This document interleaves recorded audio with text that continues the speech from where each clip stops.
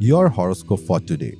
You like making choices on the fly, but you also appreciate the benefits of careful consideration. Those that are devoted to you and respect you, in return, will always have your utmost loyalty and respect. Although you generally have a positive outlook, you sometimes find yourself feeling down. Did I get it right? Isn't it crazy how well any of these messages could fit you? One study reveals that over 90% of the world's population knows their star signs, and over 50% of them not only read their horoscopes every day, but also believe in the advice offered in them. This is known as the Barnum effect or the Forer effect. It is a cognitive bias in which people believe any general positive statement when they are told that it applies to them in particular, even though it is as general as it gets. The above horoscope is a general statement that could apply to most people, but it makes people think it's written just for them. In the same way, jobs like reading tarot cards, being a magician, or being a psychic are known to use the Barnum effect. This effect is also used by digital giants like Netflix, Spotify, Facebook, and other digital companies to give you the impression that the product is personalized or just tailored for you.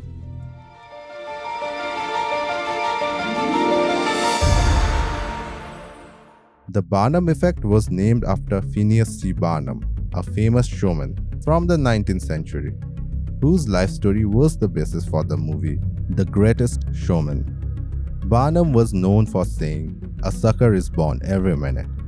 He used people's belief that he understood them in some way to get what he wanted. What really was going on, Barnum was talking about personality in a very general way, and he found that everyone was gullible enough to think that the terms were unique to them. Barnum was so good at using this effect that he made people think that he understood them better than they did. Professor Bertram R. Forer was the first person to look into the Barnum effect.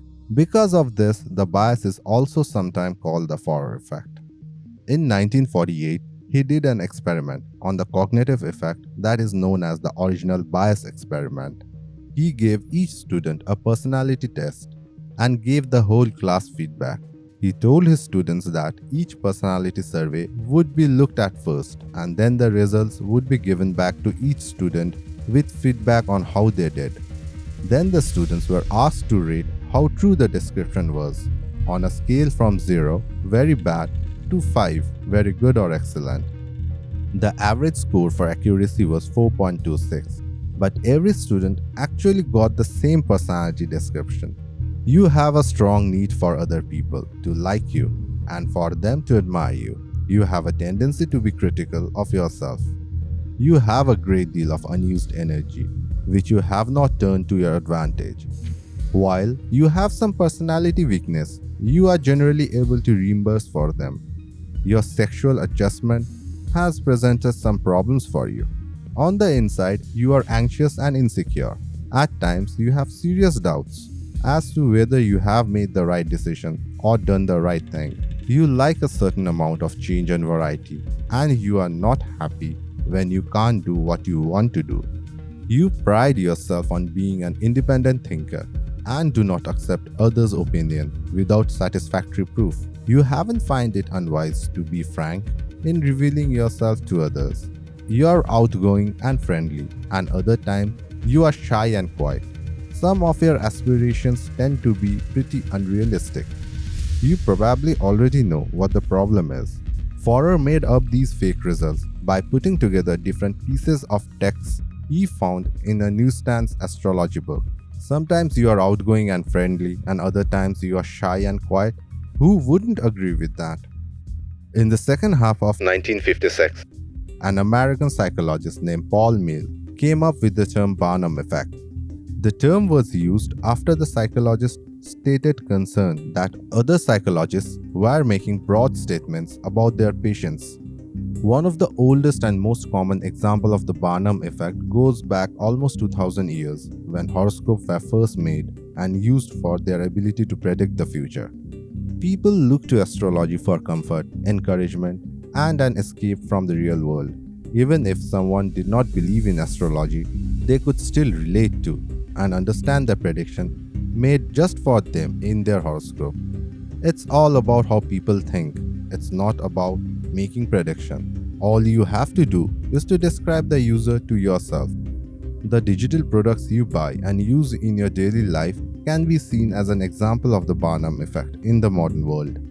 Your digital services such as Netflix and Spotify, because they have personal features like suggested videos and music playlists that have been put together just for you, might make you think that these apps are just made for you.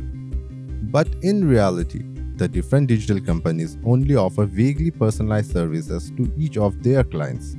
When a customer thinks that these services are tailored to their needs, they feel valued and more likely to continue to use them and buy from these companies. So, the question is, what causes it to take place? The Barnum effect is a common cognitive bias that comes from how we tend to give general statements our own meaning. In simple terms, the Barnum effect happens when someone takes a vague statement and connects two different things to make it make sense to them. The Barnum effect is stronger because of three main things: personal analysis, perceived authority, and positive content. Personal analysis. If you think that the analysis only applies to you and you give the statement your own meaning. Perceived authority. If you trust the authority of the person giving the score. Positive content. If the analysis lists mostly good things about the person. By knowing about these things, you can be less likely to fall for the Barnum effect. First, be wary of general statements that could be true for anyone. Next time, when you read something like a horoscope or a personality test and think that that's so me, right away take a step back and think how it could apply to almost anyone. If that's true, there's a good chance that the Barnum effect is happening. It is also a good idea to question the credibility of the source you are getting your information from. Can you trust the author? How knowledgeable are they about the subject you are looking into? How good are they at making prediction that comes true? For example, many pundits have a terrible track record when it comes to making political predictions, and some may hide behind vague statements to make sure they are never really wrong. Lastly, you should pay attention to what is said in the statements. The Barnum effect plays on a need to be liked by, making mostly positive statements with a few negative ones thrown in it to make them seem more real. Read through the statements and pay close attention to how positive and negative statements balance each other out. If you find a certain ratio, then it's a sign of the Barnum effect. Be careful not to give them more weight than they deserve. As with most cognitive biases, knowing the Barnum effect is half the battle. It takes practice to stop the Barnum effect. After all, hucksters have had a long time to get good at what they do, but once you know what to look for, it's easy to spot them. When you read or hear something that seems oddly personal, go through the Barnum effect checklist. The noblest art is that of making others happy. P.T. Barnum. Thank you for listening to A Shift in Perspective, and I will see you in the next video.